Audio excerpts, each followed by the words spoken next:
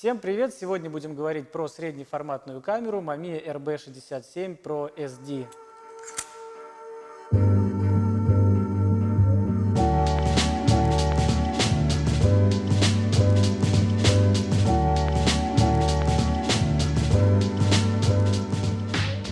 Эта камера является финальной версией камеры Mamiya RB67, выпускавшейся с 1970 года. Не путать с RZ, об RZ мы сегодня говорить не будем. В числе особенностей этой камеры это более-менее доступный средний формат, гора аксессуаров и объективов к ней, сменные задники, широкий диапазон рабочих температур, яркое стекло видоискателя. И самый топ – это вращающийся задник, который позволяет изменять ориентацию снимка без изменения положения камеры. Ну и, конечно же, здесь полная механика, никаких батареек устаревшего формата и мороки с электроникой здесь уже не будет. Камера модульная – это значит, что ее можно разобрать на части, такие как, кстати, разбирается она со взведенным затвором. Здесь у нас стандартный объектив на 127 мм серии KL. Далее у нас идет съемный задник, и, кстати, тоже большое множество. Можно поставить моторизированный задник 6х8, можно поставить задник с рамками 6х4,5, ну, потом иметь в запасе пару таких же задников, и на eBay даже можно найти задник для кассет Polaroid, например. Далее у нас идет поворотная рамка, она тоже снимается. И сверху мы можем снять шахту и заменить ее на пентапризму. Далее у нас идет стекло видоискателя. Их существует 7 различных модификаций. У нас стоит базовая версия. Ничего необычного. Разные стекла под разные задачи с архитектурной сеткой или, допустим, стекло на задник 6х8. Когда вы меняете, тогда вам нужно видеть более широкие рамки на нем. Но теперь ее нужно собрать обратно, так что сделаем это в ускоренном виде.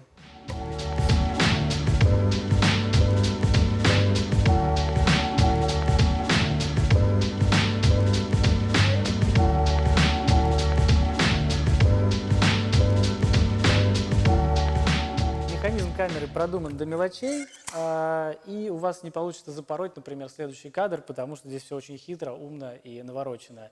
Допустим, вы не сможете сделать кадр, если вы не взвели затвор, это само собой разумеется, если вы не вытащили шибер, если вы не перемотали пленку на следующий кадр, за исключением является режим мультиэкспозиции, о нем я попозже расскажу.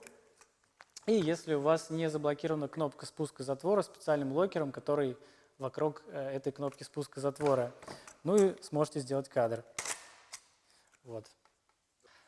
Также вы не сможете, например, снять задник с камеры, не вернув шибер на место в камеру, потому что кнопки салазки, блокировки, они блокируются, и задник просто не снять. Но это хорошо, камера вас предупреждает о том, что вы, вероятно, сделали снимок, и хотите поменять задник с одной пленки на другую, и помешает вам засветить кадр. Ну, всякое бывает, задумались. Или есть другого рода ситуация. У моей подруги был случай, поэтому я должен вам рассказать об этом, чтобы у вас этого не произошло. Допустим, вы сняли задник, сдвинули эти чертовы салазки. Вот.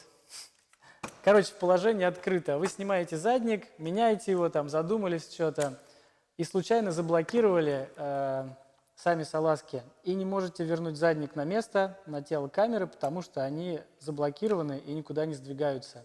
Для этого нужно нажать вот сюда и сдвинуть локер обратно. То есть в этом положении у вас получится посадить задник на место. Здесь паниковать не стоит, камера работает. Просто умные ребята, которые инженеры проектировали эту камеру, обо всем подумали. Вот, все просто. Возвращаем на место, туда-сюда. По элементам управления камеры. Сверху шахта, понятно, как открывается. Здесь небольшой курочек, который выдвигает линзу диоптрийную, в моем случае, на -1,5. Собирается все очень просто и интуитивно понятно. Справа у нас курок взвода затвора. Слева, справа по низам камер небольшие крутилки, которые отвечают за фокусировку, то есть они выдвигают эти меха. Слева от крутилочки у нас находится блокировка фокуса, передвинув которую, вы заблокировали фокус, соответственно, меха не двигаются. Холодный башмак. Вот эти штучки, на них вешается ремешок. У меня его нет, к сожалению. И справа на мехах, вот здесь у нас небольшая таблица-памятка, как следует себя вести, когда вы снимаете, ну, типа макро, что ли, ребят. Если вы пользовались макрокольцами, понимаете, о чем я говорю, нужно делать коррекцию по экспозиции. Здесь у нас все написано. Вот 127 мм объектив у нас стоит. Выдвинули до сюда и уже показывает, нужно скорректировать экспозицию на плюс 0,5, потому что до вашей пленки меньше света поступает. Но это все понятно. Далее у нас идет задник. На самом заднике мы видим счетчик кадров, курок перемотки пленки, режим при съемке мультиэкспозиции, красная точечка. Да, в общем, и все. Ну и как снять задник, здесь все подписано. Просто сдвигаете верхнюю и нижнюю полоски и готово. Да, и кнопка спуска затвора, локер, который блокирует затвор, и штативное гнездо стандартное. Ну, вот так вот по камере. И перейдем к объективу.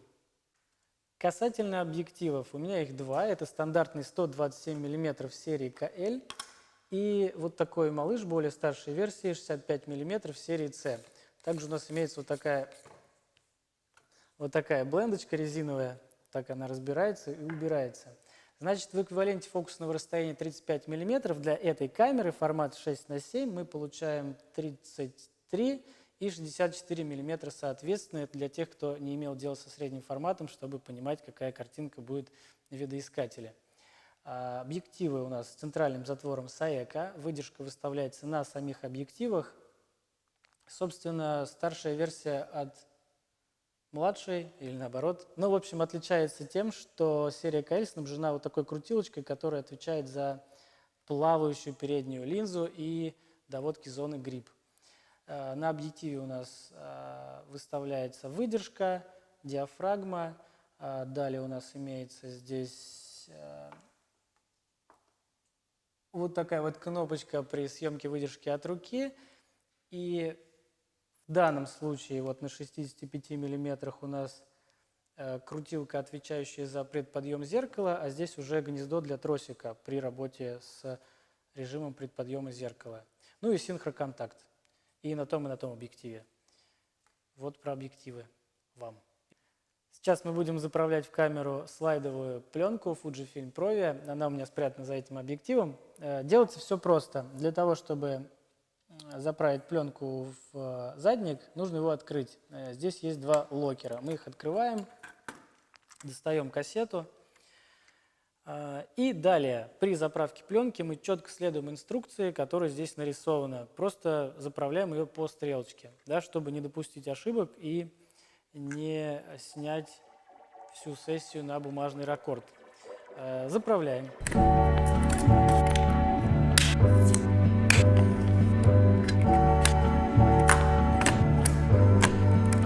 Вот все готово, можно снимать. Итак, мой итог по камере заключается в следующем. Для тех, кто хочет попробовать формат 6:7, определенно эта камера. И присмотритесь к Mamiya RB67. Лучше всего брать, конечно, более свежий вариант, потому что вы найдете его в более лучшем техническом, исправном и косметическом состоянии. Это Mamiya RB67 Pro SD, как у меня на столе. Но эта камера весит 2,7 килограмма вот в этом сборе. И если вы еще докупите себе объективчик, это еще грамм 300, уже 3 килограмма профессионального оборудования, и это не очень удобно носить с собой. Плюс ко всему вы захотите взять еще и штатив потяжелее, который сможет выдержать эту малышку. Камера по большей части студийная, потому что положили в кофр, перебрались куда-то в студию, да, поставили на штатив, снимаете. Гулять с этой камерой действительно тяжело. Мы гуляли, я знаю, о чем говорю. Еще хочется отметить, что вот несмотря на все эти весовые характеристики, все это нивелируется тем чувством удовлетворения и удовольствия, которое вы испытываете при съемке на этот профессиональный инструмент. Так что для тех, кто все еще думает, однозначно брать вот эту камеру. Ча, ча, ча, ча, ча, ча. А что у меня там? Для тех, кому интересно, сколько я жму от груди, для тех, кому будет интересно, как я храню свои объективы, как чищу эту камеру, как снимать на нее со студийным светом, пишите в комментариях, оставайтесь с нами, лайк, шер, подписка, рассказывайте друзьям. И с вами был Игорь, Negative Crew. Всем спасибо, всем пока.